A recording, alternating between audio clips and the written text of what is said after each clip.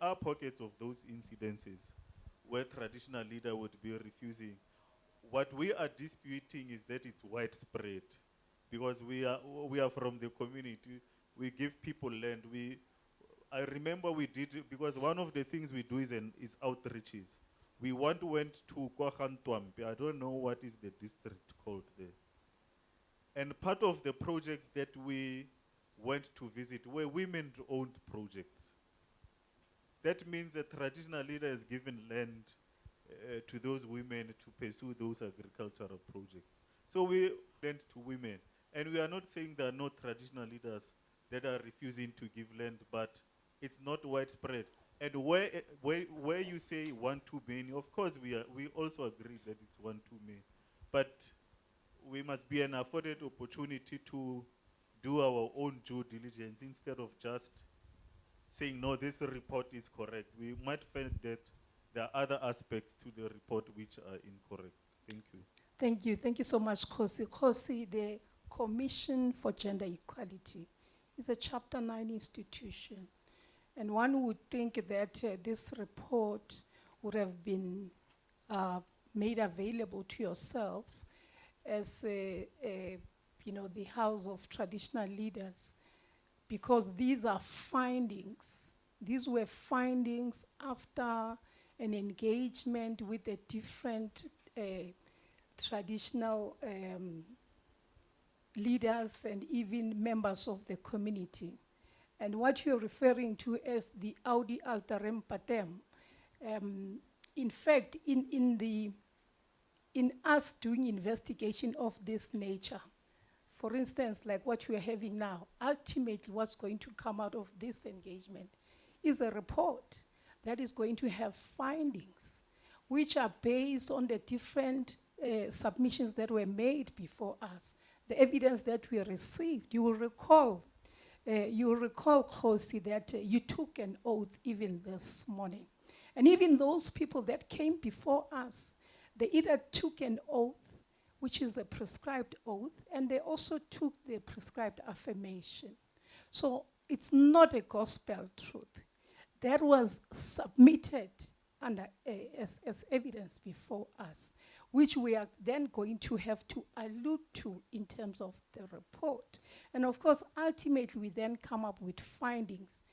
I want to also, again, whilst I would have referred you to the Melmoth one, another finding that they also came up with was as a result of a senior traditional leader who said to them, it is unfortunate that even in this meeting, there are only 4 of us.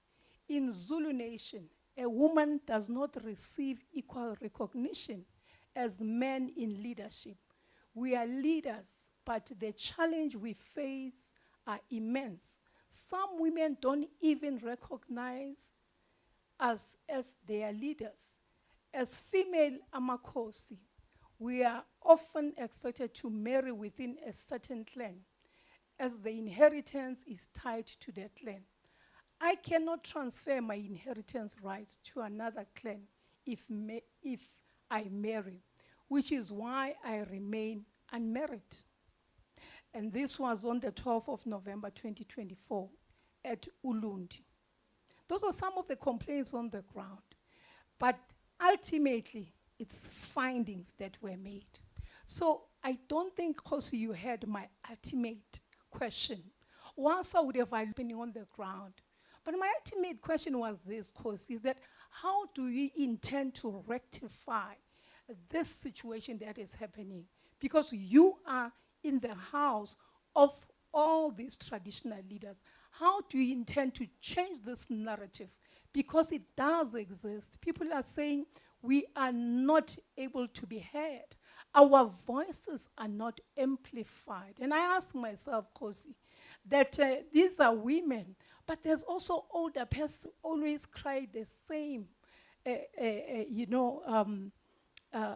concern to say that we are not being even listened to.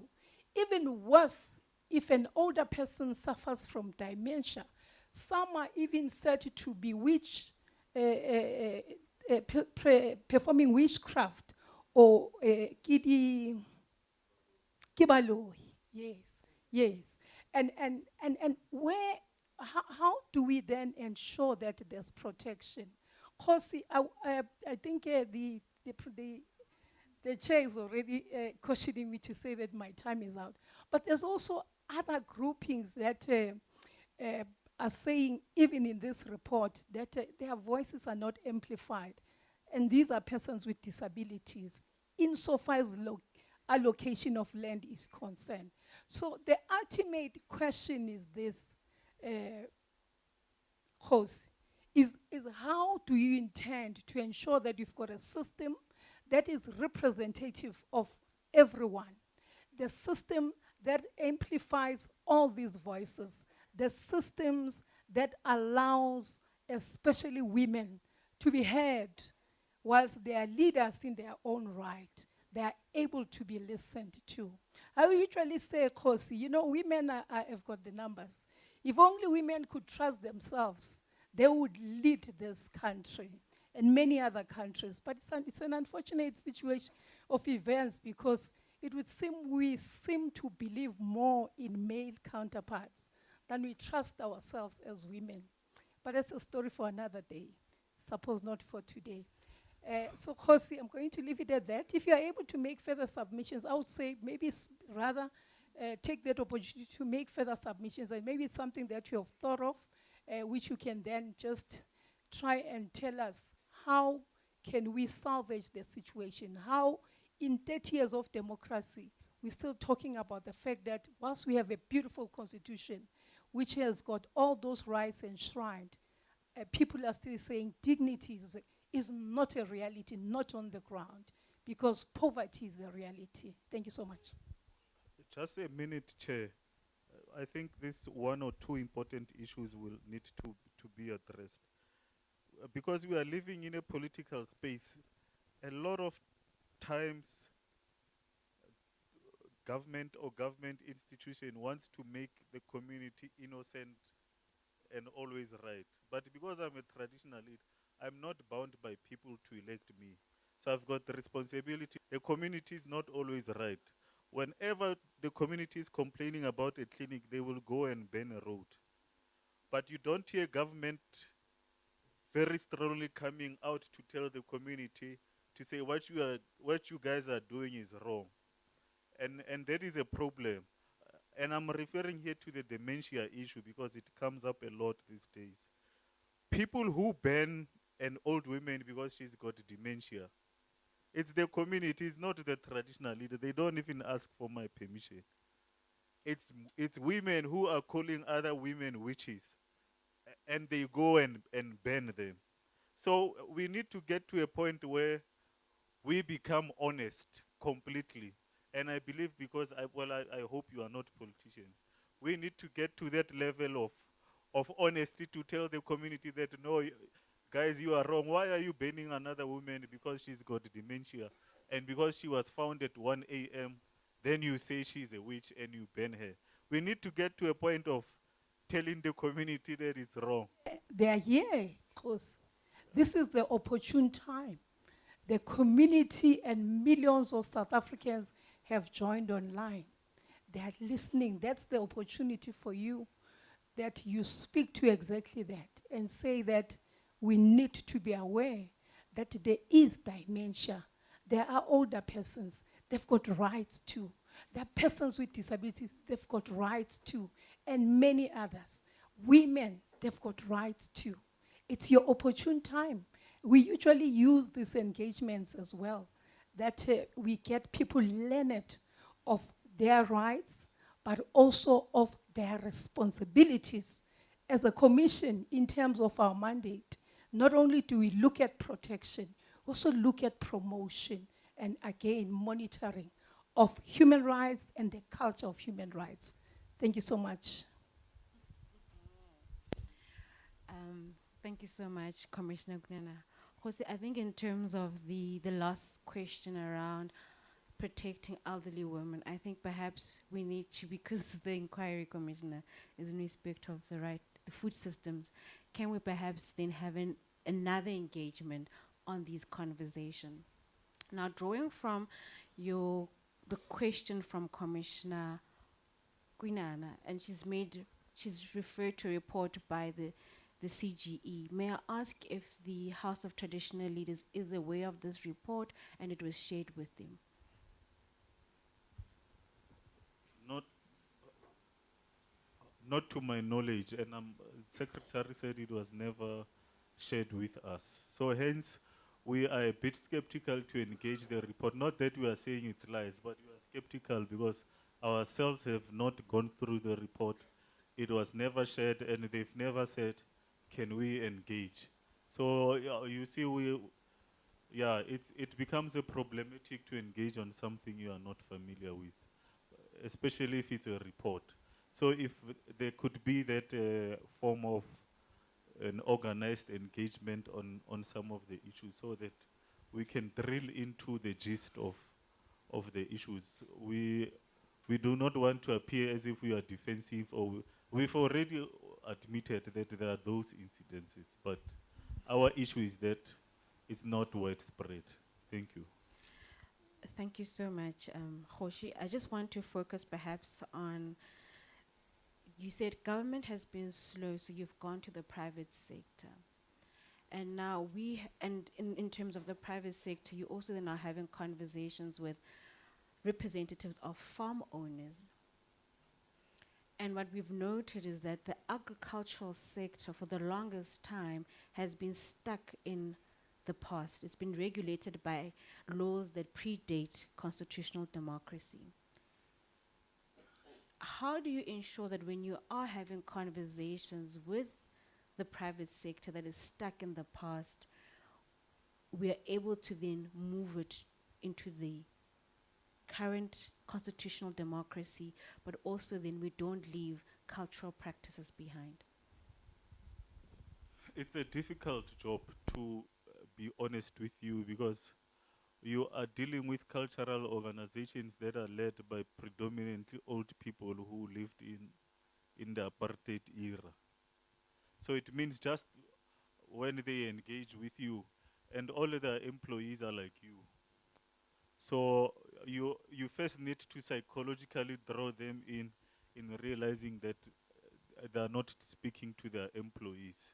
They are talking to you, and you are royalty, you are a traditional leader in your own right.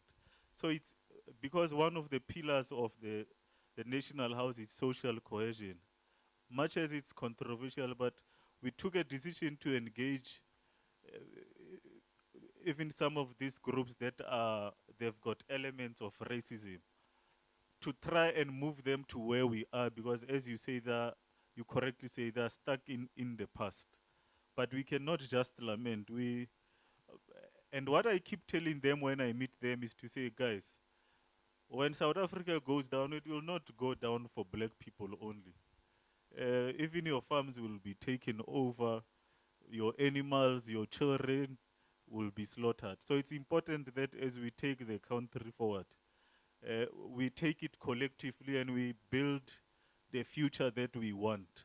So it's important that as traditional leaders, we play that middle road between the politicians who've got a hard stance, that which we understand in any case. It's not like they're completely wrong. But there needs to be some form of a bridge whereby we are bringing those institutions to where we are, and they are more integrated into the society, because a lot of those organizations are isolated. That's why you see the likes of Orania and all of that. But we are engaging in that space so that we build a better future, because in any case, our children are now going to private schools together, even in the small dorpies. But there's tension in those small dorpies, whereby even if you afford the whole school, but your child is still treated in a different manner. So we are just trying to bridge that gap and bring them to where we are currently. But social cohesion, and how you play a role in ensuring that those who have different ideologies and backgrounds can live together. How do you then ensure that, like you said, when you're speaking to the farm owner, he treats you differently because you look like his employees. Employees or farm workers came before the commission and said, we farm the land. We can't afford the food we are farming, and then they throw the food away. So I see the food, and my child then goes to a dump site and then eats the food, which is also a health hazard. Then they say, but there are also pesticides that they use that affect my health negatively, and I'm not part of that conversation. Do you think in terms of that conversation between the farm owner as well as the farm workers, there's a role that you can play because these are your people, Jose? No, of course, we cannot build social cohesion between the farm owners and traditional leaders because you might be speaking about people who are only in leadership position, but social cohesion needs to be in every part of our society. It means the engagement between those old ones who were using the apartheid tactics on their employees. Who, we need to make them realize that this is not right. And we cannot agree that, as you correctly said, those people are coming from our villages. We cannot agree that you continue to treat our people in such a manner. But it's not an overnight project, to be honest with you. It's not an overnight project. It's a project that will take a long time, and it's a project that I believe was started by our founding president. But 30 years later, you still have these issues. When Nelson Mandela was going to rugby matches and all of those things. But we need to do far more meaningful than ceremonial things. And that would be in a form of projects. That would be in a form of them realizing that, making them realize, even by force for that matter, that no, we are equally human beings. We are not semi-human beings, and you are not superior to us because you've got a different skin color. So it's a Conversation. yes, it's a conversation. Jose, when you made your remarks, you spoke about small-scale farming. Now, we know that in the Eastern Cape and other areas in South Africa, there are small-scale fishing communities. What is the National House of Traditional Leaders' relationship with those communities in terms of assisting them to meet the criteria set in the Act, but also providing support? You know, we can focus on the inland, but in terms of those who are now coastal, what type of support are we providing them in terms of small-scale fishing? Well, to be honest with you, we have not done much in that respect. The only thing that we have done in terms of coastal communities is to look at the future economies of the ocean's economy. That's where we are trying to secure the communities that are in the coastal area, because what you call the Orange Basin. The Orange Basin is where you've got predominantly a lot of oil and gas, for that matter. 25% of it is in Namibia, and 75% is here in South Africa in the coastal. And there are communities that are living there. So part of our advocacy work is to say to both government and the mining sector, to say, let what happened in Sikukuni and John Taulo Gautsewe and Bojanala district not happen with the ocean's economy, whereby these small communities firstly will be barred from doing fishing because now there are oil drills, or where drilling of oil or extracting gas in the ocean will now pollute the sea, and now they will have nothing to eat. What are the mechanisms of beneficiation so that these communities can start not only benefiting from what is there, but having alternative economy? Because the reality is that when you drill oil, I'm sure you have seen what happens across the world. When you drill oil, there are spills and whatnot, and that can kill the fishes.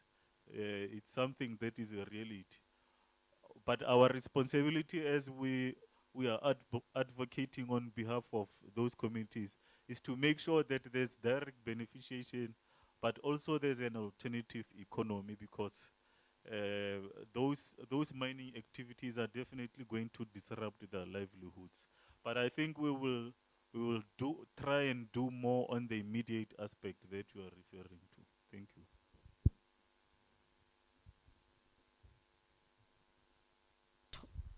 Hoshi, and I think that concludes the discussion. But I just want to remind you of the supplementary submissions that we request.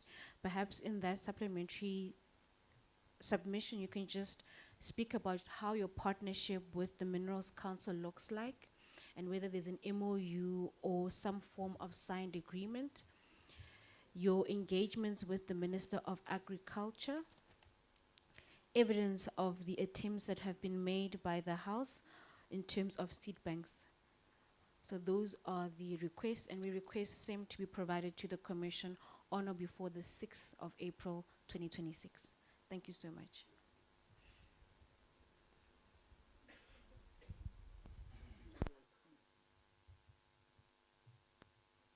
Excuse, we are going to take a comfort break for 5 minutes, for 10 minutes. This would allow one, audience members to settle and sit properly, and then perhaps also grab tea and, Tammy, tea downstairs, as well as then allow Jose and then to be excused. 5 minutes, so we should be back at 10 to 11. Thank you.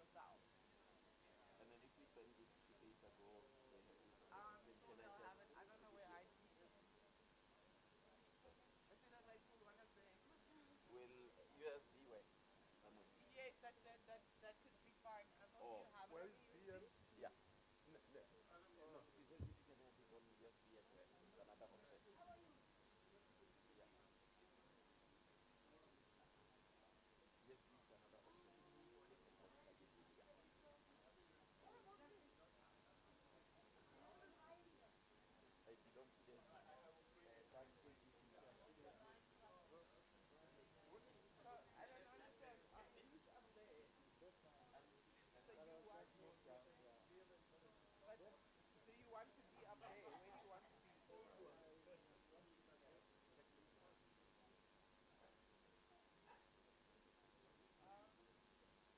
Let me check if I have. Let me check if I have a turnaround. Just make sure the phantom power is off. If the phantom power is on, you're gonna blow my desk, and then nobody's gonna hear anything.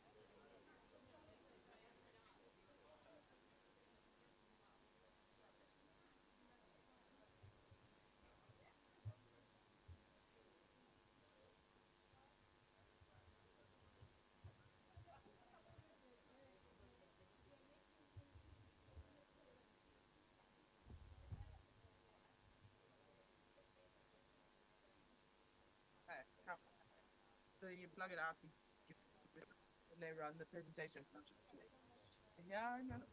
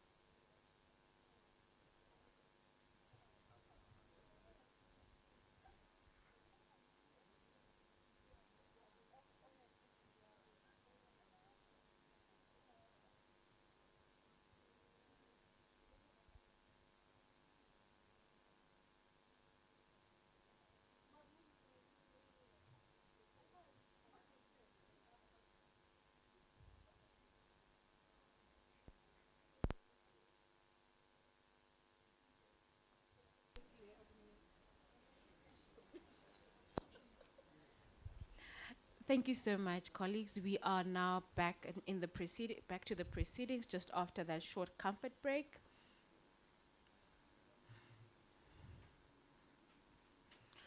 We are then proceeding with the Department of Water and Sanitation.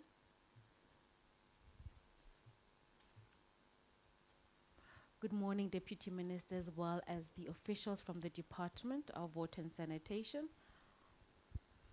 Good morning, Chairperson and our Commissioner. Thank you so much. Thank you.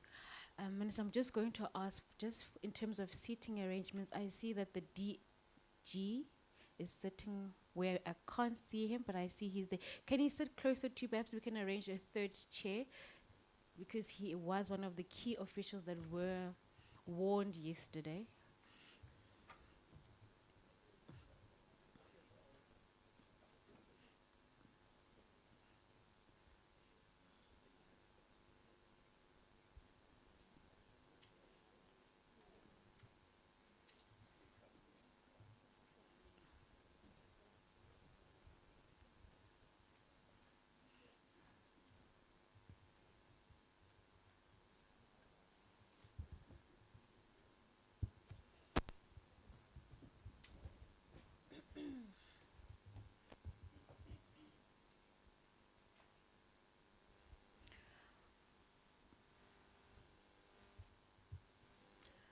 Thank you.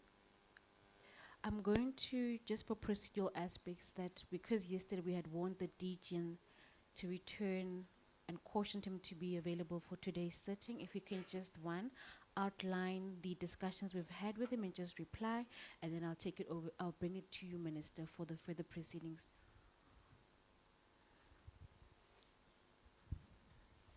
DG, thank you for once again coming back because you were cautioned.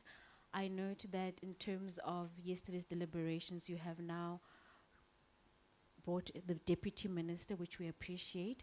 I just also want to know, in terms of the written submissions, will we still need those when, and in terms of the timelines, we're still going to receive those, is that correct? We did submit the presentation a few days ago, and at the end of the presentation on the last slide, there's links to all the detailed documentation. No, in terms of, I'm talking about yesterday's deliberations, the affidavits from the. Oh, okay. Yes, our legal head has them with him. Okay, okay. Can you kindly just submit them to Mr. Mlambo, our head of our LSU representative?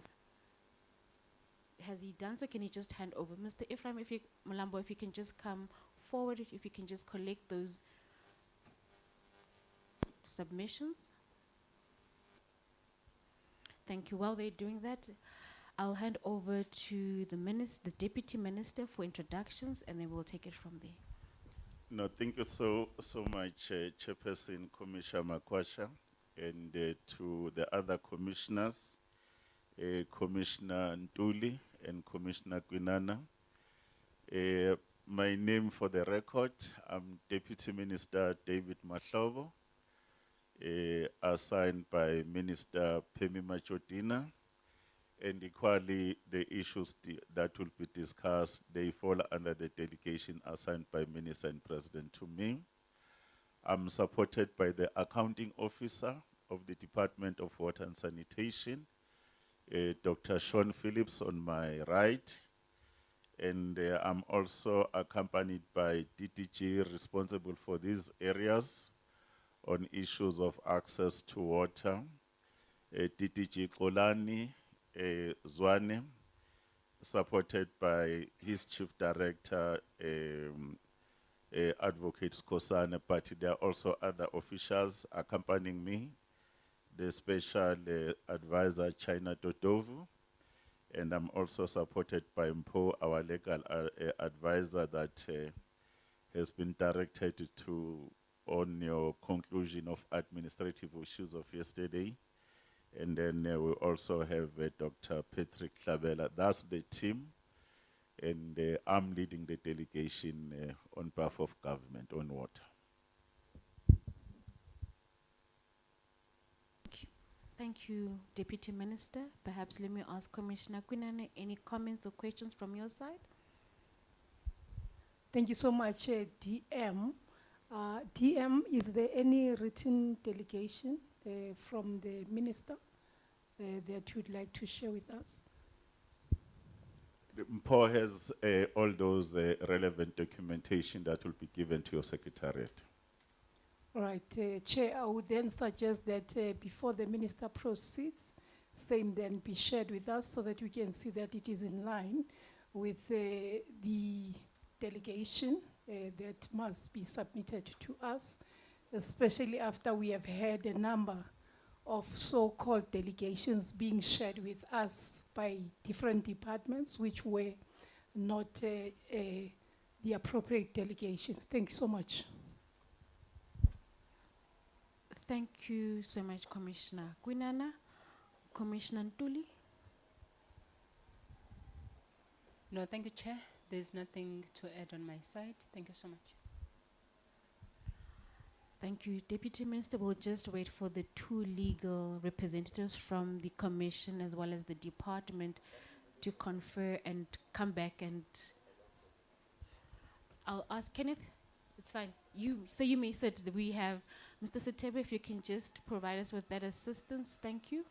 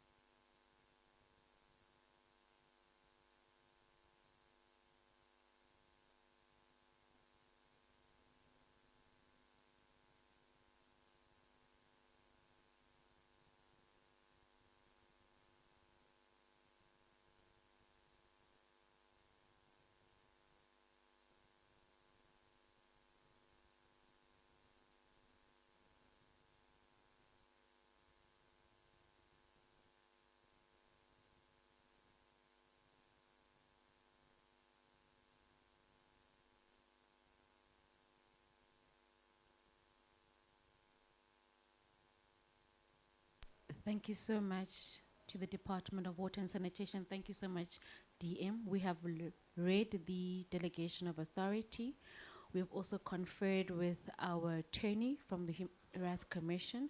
We can confirm that the delegation meets the requirements. Therefore, Deputy Minister, you may present on behalf of the Minister. Thank you.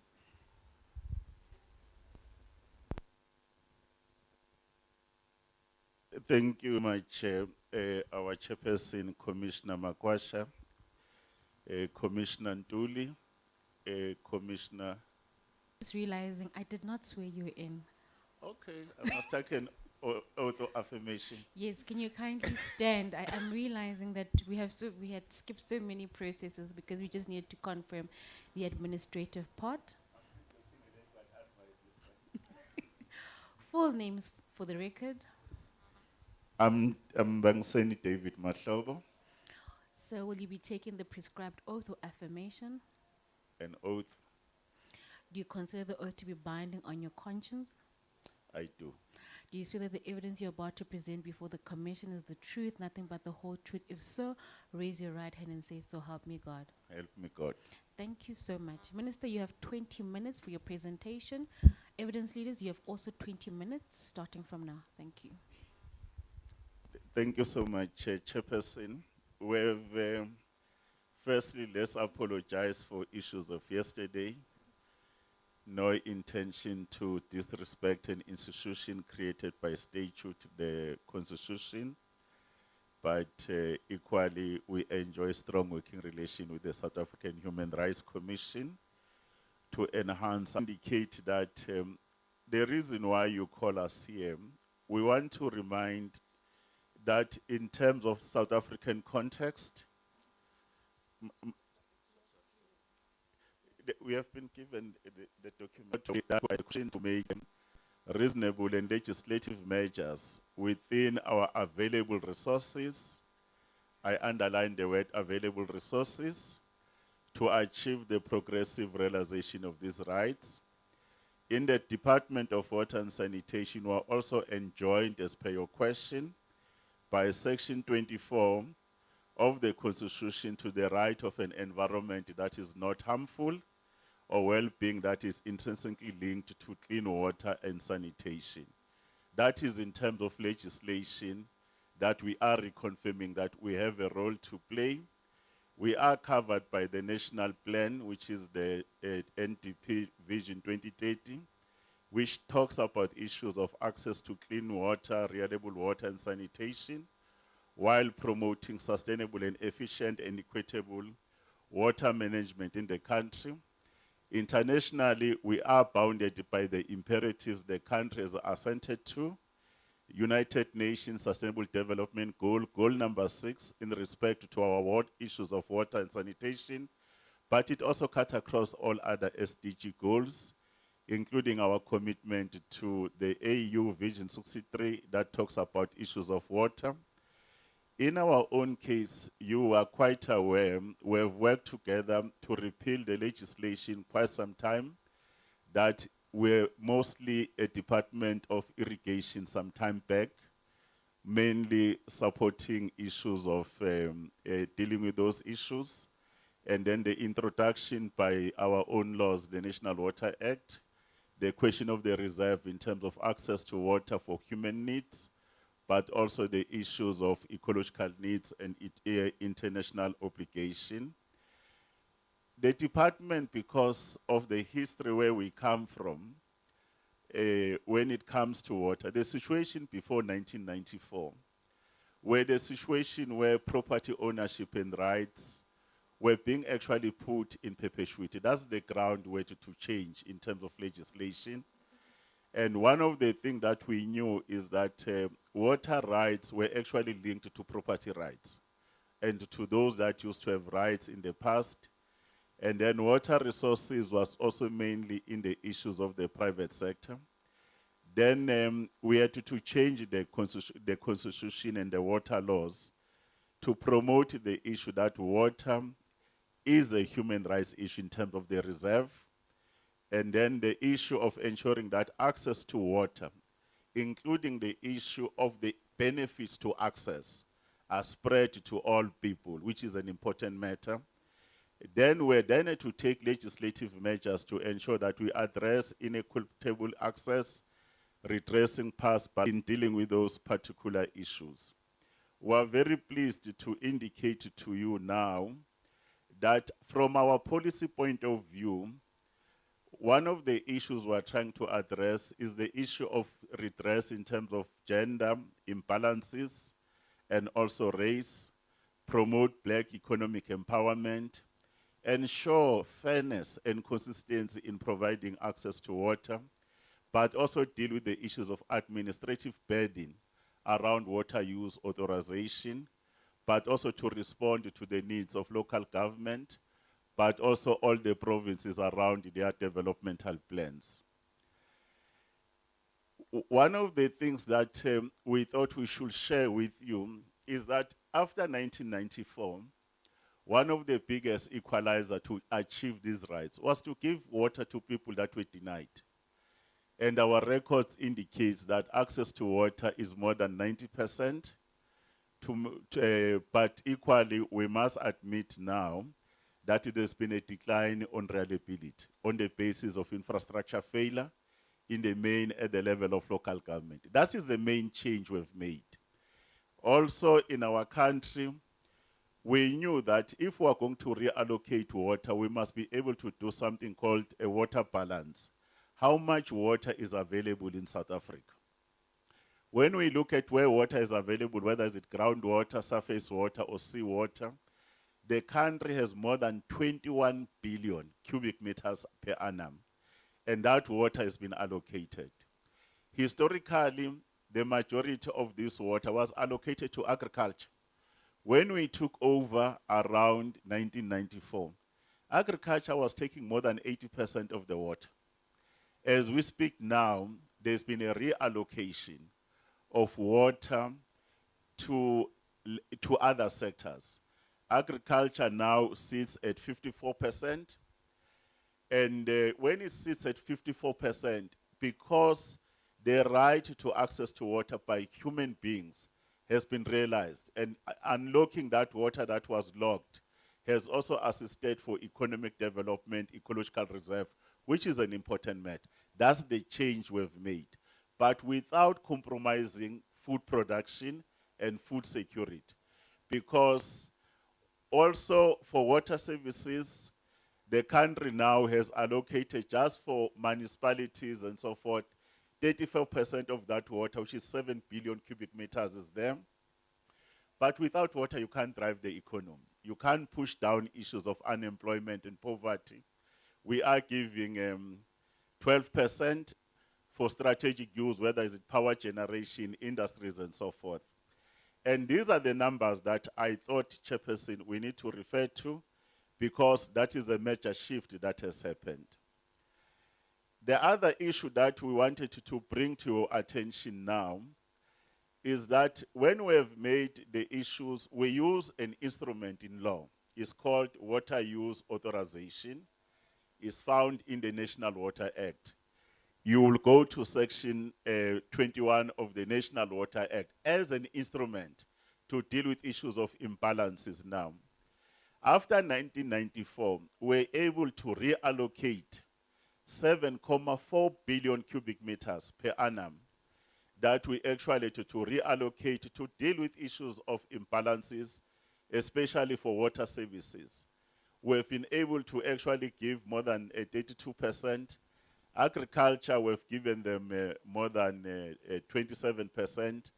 Mining to drive our economy, 25%.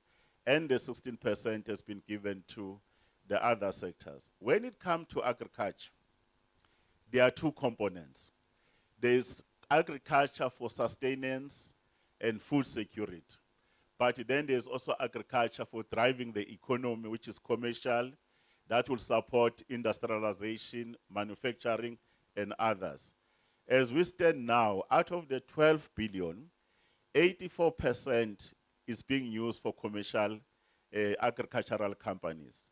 This is one of the largest when you look at the issues of ownership. But what have we done? We don't just give this without some condition to promote black economic empowerment. In the main, this water is used by big companies, but in the main, it's also used by irrigation boards. We've worked together with the irrigation board in law to transform them to water use association. In other words, we say a composition of management, where they work, they must include people that are black, they must include women, they must include young people, both in terms of ownership and governance. It is one of the mechanisms we use because they are established, and if they don't have a BEE component, we will not be able to support the performance of those that will drive the issues of agriculture in terms of commercial. Government since 1998, we've also been able to use the instrument of licensing, where 13% has been set aside to give it to individuals who are historically disadvantaged in terms of agriculture, or is 3% to say, and also those. And the statistics are available. But there's been a less of take around the set aside, so we can be able to promote this. These numbers, Chairperson, does not include the figures where individual households that for the first time they do have access to water, they can do food gardens. And we promote food gardens, which is one of the biggest issues we do. But secondly, to be able to ensure that government support commercial agriculture, we work with these water use association, that way irrigation board, to deal with issues of assets and assurance of supply. You go to an area called Northern Cape, it's called Valhards. There is the biggest canal, irrigation canal, that transverse between Northern Cape. It also goes to Northwest. Originally is about 100 kilometers. We're working with that water use association. Black farmers are being brought on board. The water license is being done there. But domestic users is no longer an island, they get that particular water. At the very same time, the irrigation schemes, you know that traditional irrigation schemes were appointed many people. There was no issues of food insecurity in traditional communities with traditional leaders. It's a program that we use this license authorization process to shift the goalpost. The other issue, we're also providing assistance to farmers. A number of them, in terms of the law, most farmers are not using water that is called surface water. In the main, they are using the water that we call it groundwater. They normally explore the boreholes. But for them, so that we don't kill agriculture and food production and food security, most of the boreholes water, which is groundwater, is being registered. In other words, you must register the use. We do have that database. But the registration, because of issues of the tariffs and the price for water, in the law, there is a schedule. There is a schedule, is it a Schedule 1? It's called General Authorizations. If you use water for a particular volume, we don't charge you, but we want you to know. So at least the issues of assurance of supply, they are not affected too. But we are relooking at it because there is water theft around that particular aspect where people are doing other things. But there is also the issues of the quality of the water, because the more agriculture works, the issues of fertilizers, the issues of pollution are an issue. Therefore, the issue of licensing, we're dealing with that.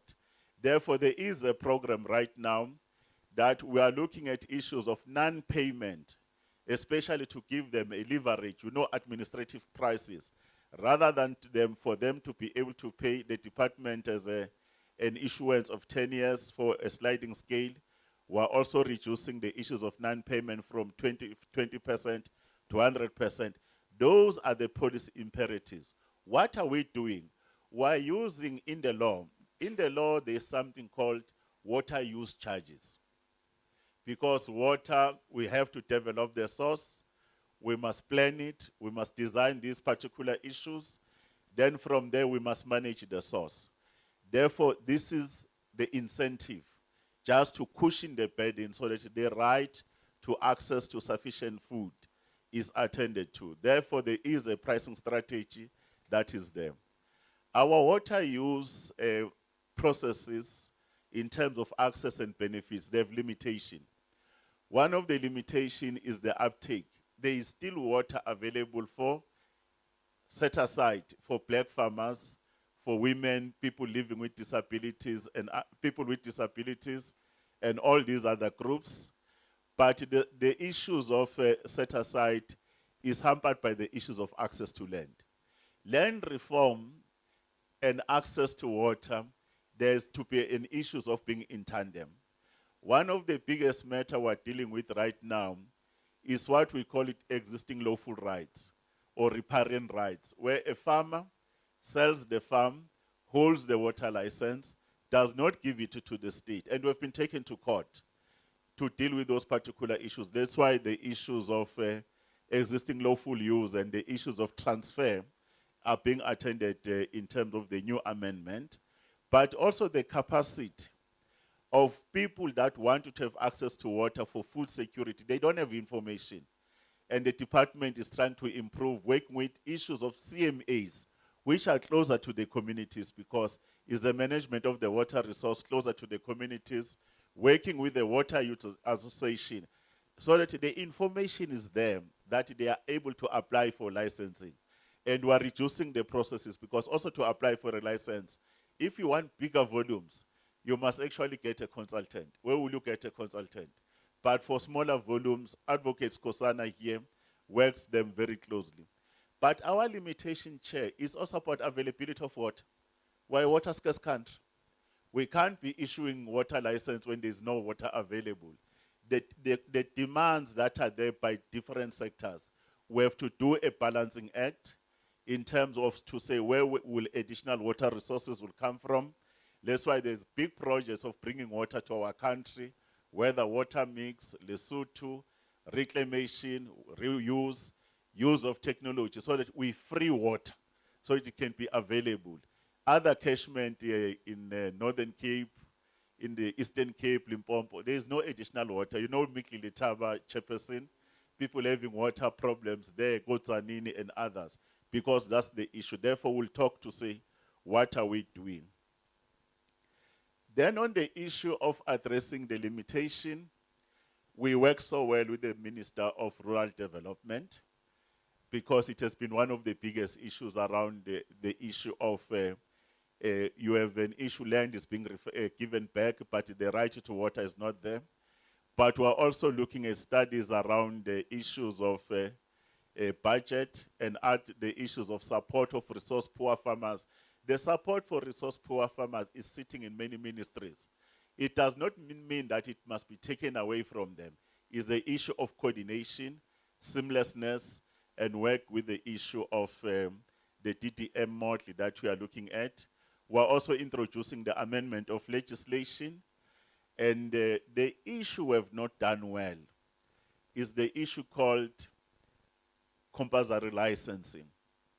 Compulsory licensing, it wants to deal with, we have in section 25 of the Constitution, which is the property clause. In the water sector, we do have the same in terms of the recognition of the existing full right, and that's the matter we're trying to mitigate. I've spoken to the issue of water use licensing. The other issue we've introduced, Chairperson, just to give people access to water and benefit. You know our dams, they were only used either for certain sectors. Just for agriculture, you don't touch it. All our dams in the country, for the first time, they are multi-purpose. In other words, you can use the dam to be able to provide water for domestic use. We can provide water to have access for commercial use. It's a change we've made. Historically, people closer to the dams were not allowed to be closer to the dams. For recreational activities, sports, and spiritual activities, we have opened them up. We used to have a water license, the leasing of those dams to use the property around the dams for 99 years. All those 99-year leases, we've cancelled them. We're taken to the highest court in the land. And the court in the land has ruled in our favor. New leases to access for people is only 9 years and a half. 9 years and a half because once you go there, you get empowered. You can't stay there permanently. The others, we need to be able to be opening it up. That policy is there in the department to deal with that one.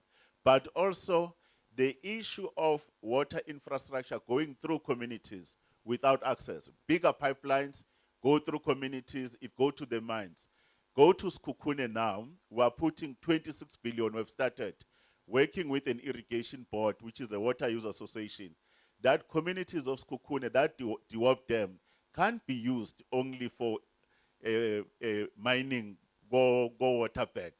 Therefore, we're spending that particular money so that at least access to our infrastructure is important. Institutional, for participation for our people, I've said irrigation schemes, irrigation boards are now democratized in terms of the Water Use Association.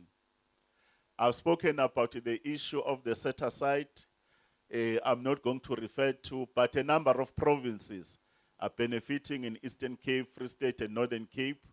We're also supporting the issues of SEZ. Remember, the SEZ are the biggest opportunities and platform where people can bring their produce. They can be able to earn an income, but equally ensure that there's sufficient food on the ground for the other issues. But because there's a Department of Water, we're not worried only about these issues. In our case, is food, water, and power generation. Most of our areas were supporting around hydropower. And there are a lot of those particular projects because if you don't address the question of the nexus, we are not in a position to deal with that aspect. On slide 20, I've dealt with the issues of validation and verification. We are looking at the issue of piloting it. There are certain areas where we've done this work. And compulsory licensing has started in catchment like Umhlatus and the other areas. And the figures are there to say, what are we doing? The efficiency of our water use authorization. Government has been very slow in making decisions. Our licenses used to sit in the department for 5 years, sitting there without being addressed. Government introduced the reform called Operation Vulindlela. We participated on Vulindlela 1 or on Vulindlela number 2. These licenses are supporting agriculture, industries, mining, including for domestic use. Currently, we don't have any backlog. As a department, we've moved from 5 years, 3 years to 90 days. We issue a license, but we don't issue a license, Chairperson, of a document that is not correct. A document that doesn't meet the requirements in law. And the efficiency of the department now is at 80% of all licenses that are being applied for. 80% of the time, we issue it within 90 days. Now there's a capacity in the department, both in the regional offices, in the catchment management agencies. Edward Kosana, he has been delegated by DG. He approves those licenses because that's the tool that we use. The water irrigation boards, I've spoken about them, and water use association. And then the challenges around DM, issues. Deputy Minister, your time is up, but I'm going to ask if we can just wrap up. I do apologize. They have actually been notifying me for a while. My apology. It's fine. But in our conclusion, Chairperson, significant advances have been made. But we appreciate that there are many communities that are still left behind. When you look at the agenda around water access, but also in terms of the benefits, and the President, as we are quite aware now, he has prioritized us. We are part of something called national crisis. We have met for the first time, the first documentation presented. On Tuesday, we are reconvening. We'll be able to say access to water, especially for those communities who don't have access at all. How are we going to reach them? Because they too, under the sun, they have a right to access to water, and the right to access to water will deal with issues of patriarchy, the issues of oppression of women and the girl child, but also to be able to, as a catalyst for growth, but also the other aspect around the issues of creating an environment for investment and growing our economy so that we can actually reduce poverty and unemployment. Once again, we appreciate the time to present, but more importantly, the partnership, because we are partners with you in a number of areas in dealing with some of the issues that are bedeviling our people. Thank you so much. Thank you so much, Deputy Minister. We are constitutional partners because the law requires that type of partnership. I'm going to hand over to our evidence leaders. I'm going to take about 3 minutes. You have 17 minutes to the evidence team. I know, Prof. Thank you. Then in that case, we need short answers, and some of my questions are long. Sorry about that. Deputy Minister, as you stated, Section 27(1)(b) of the Constitution provides... Prof, can I perhaps guide that perhaps you ask all your questions? I can't. They're complicated Are questions. they complicated questions? Yes. Okay. Minister, where you are unable to immediately give a short and concise answer, you're more than willing to provide us in terms of written or supplementary submissions. Thank you. Thank you, Chair. Thank you. Deputy Minister, as you stated, Section 27(1)(b) of the Constitution provides that everyone has the right to have access to sufficient food and water. People sometimes forget about and water, but there are good reasons why food and water are linked together under one right. Firstly, water is a crucial input in all aspects of South Africa's food system, from production through processing to distribution. Without water, there is no food. Secondly, water is critical for every person's food and nutrition security. Water is used to cook food. So contaminated water causes diarrhea and other waterborne diseases. To put it bluntly, unsafe water kills people, violating even their constitutional right to life. So my first question is, does your department recognize these interlinkages between water security on the one hand and food and nutrition security on the other hand? The answer is a definite yes. The interlinkages are very, very clear. That's why our dictum is energy, water, and food. And our policy imperatives, there is a link. Thank you very much. According to Statistics SA, the percentage of households with access to tap water has fallen in 5 of 9 provinces since 2002, exposing more and more South Africans to the risks and indignity of unsafe water. Nearly half of the country's treated water is lost to leaks and theft. Water outages and dependence on water tankers for several days, weeks, or even months is increasingly common. Lack of piped water has become normalized in many communities. And by the way, you don't provide statistics in your presentation on how many people in South Africa are depending on water tankers for their drinking and cooking water. Through you, Chair, I request the department to provide these figures disaggregated by province for the last 5 years as a supplementary submission. Deputy Minister, would you agree that this is a crisis, and how do you explain this violation of millions of people's right to water? Thank you very much. One of the things I've indicated, access to water in our country has moved to 90% plus. The access to sanitation has moved to 87%. These are official statistics. The problem in our country is reliability, which is a different fact. Reliability of supply in the own reports we've produced ourselves by the Auditor General, COGTA, National Treasurer, and experts. Our reliability has gone down to 67%. In other areas, it's less than that. And non-revenue water is at 47%. And then the issues of effluent discharge is a problem. Hence, we then actually produce the turnaround plan for the country based on the aspect of water security, which is one component that we don't run out of water. And the second component is water supply, water and sanitation supply and reliability. And there are these reforms we're doing. But as an issue of leadership, President has decided to establish a National Water Crisis Committee. I attended the inaugural meeting. We are actually intervening in 105 water services authorities out of the 144. But I will not go back around why the failure.